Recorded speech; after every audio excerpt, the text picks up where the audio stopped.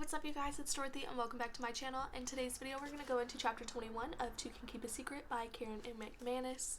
We are already halfway through this book and it is getting so interesting and juicy, just like how all of her other books are and how the series A Good Girl's Guide to Murder was. So let's keep on reading to see what is going to happen next.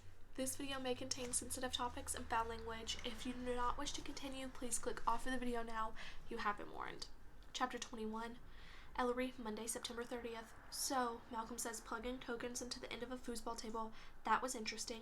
After leaving Declan's apartment, we stopped at the first place we came to that we were pretty sure he and Daisy wouldn't show up on a date. It happened to be a Chuck E. Cheese. I haven't been to one in years, so I've forgotten what a sensory assault they are. Flashing lights, beeping games, teeny music, and screaming children. The guy letting people in at the door wasn't sure about us at first. You're supposed to come with kids, he said, glancing behind us.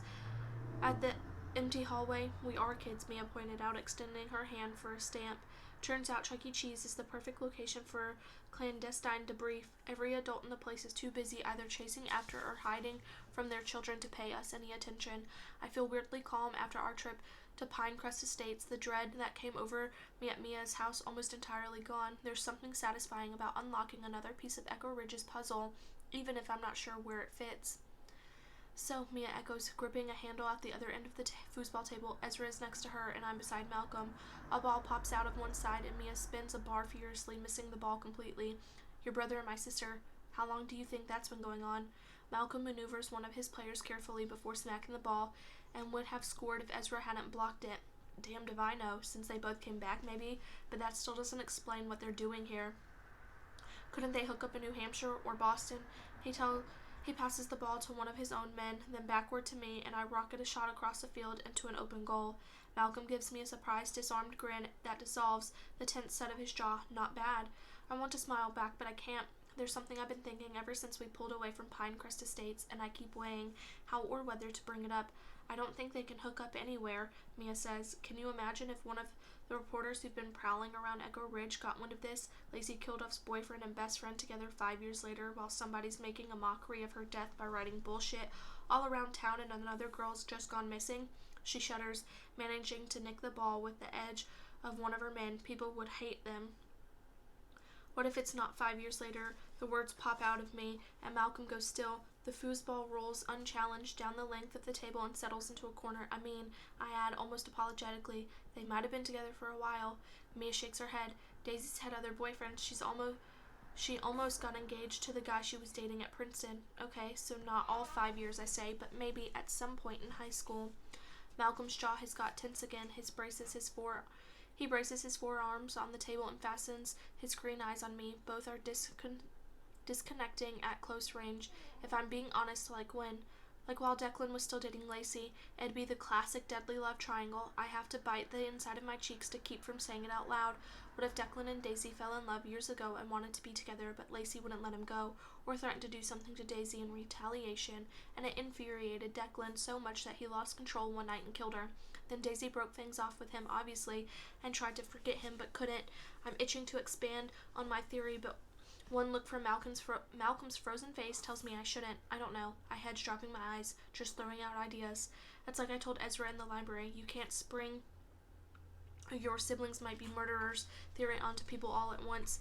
Mia doesn't notice the subtext of my back and forth with Malcolm. She's too busy savagely jerking her rod of blue players without even touching the ball. It wouldn't be an issue if Daisy would just talk to me, or to anyone in our family. Maybe you need to pull a little sister power play, Ezra suggests, such as... He shrugs. She tells you what's going on, or you tell your parents what you just saw. Mia giggles at him.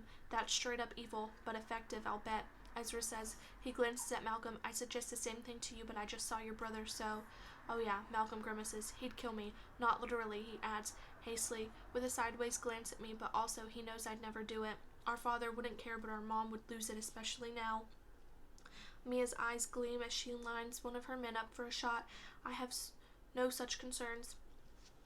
We play for a few minutes without speaking. My mind keeps racing along the Declan Daisy theory that I didn't say, testing it for holes. There are a few, admittedly, but it's such a true crime staple when girls go missing or are harmed, it's always the boyfriend or frustrated wannabe. Because when you're 17 and beautiful and you're found murdered in a place known for hookups, what could it possibly be except a crime of passion? So that leaves Declan. The only other person I'm even remotely suspicious of is a guy Lacey never noticed, Officer Ryan Rodriguez. I can't forget his photo in the yearbook or Sadie's description of him breaking down at Lacey's funeral. Still, Officer Rodriguez doesn't fit like Declan does. He makes perfect sense, especially now that we know about him and Daisy. I don't believe for 1 second that they're a new thing. The only question in my mind is whether Malcolm's willing to admit it. I steal a glance at Malcolm as he twists his handles, fully concentrating on the game, brow furrowed, green eyes crinkling when he makes a good shot. Lean arms flexing, he has absolutely no idea how attractive he is, and it's kind of a problem. He's so used to living in his brother's shadow that he doesn't believe he's the kind of guy who could have snagged the attention of a girl like Brooke. Anybody else can see it from a mile away. He looks up and meets my eyes, busted. I feel myself go red, and as his mouth lifts to a half smile, then he glances down again, pulling his phone from his pocket and unlocking the screen. His face changes in an instant. Mia sees it too and stops spinning her handles. Any news, she asks. A text from my mom. Nothing about Brooke, Malcolm says, and we all relax, because from the look on his face it wouldn't have been good, except there's a search party tomorrow during the day, so Echo Ridge students are supposed to go. There's an article in the Boston Globe. He sighs heavily. My mom's freaking out. She gets traumatized anytime the news mentions Lacey. Can I see? I ask. He hands the phone to me, and I read the section framed within the screen. The small town was already on edge after a series of vandalism incidents beginning in early September. Buildings and signs were defaced with messages written as though they were from Lacey Kildoff's killer. The anonymous threats promised another attack on one of the girls elected to homecoming court, a short list that included Brooke Bennett, but those who've been following the story closely don't see any real connection. Even if someone was unhinged enough to get away with murder and brag about it 5 years later, the MOs are completely different, says Vivian Cantrell, a senior at Echo Ridge High who's covered the story for her school paper. Strangulation is a brutal crime of passion. The threats are public, and they require planning. I don't think there's any relation to what happened to Lacey or what's going on with Brooke. I grip the phone more tightly. That's almost exactly what I said 2 weeks ago at lunch. Viv basically stole my entire spiel and used it to replace her original point of view. Before this, she'd been telling everybody that Lacey's death and the anonymous threats had to be related. Why did Viv suddenly change her tune? That is the end of chapter 21. I will see you guys in the next video. Bye!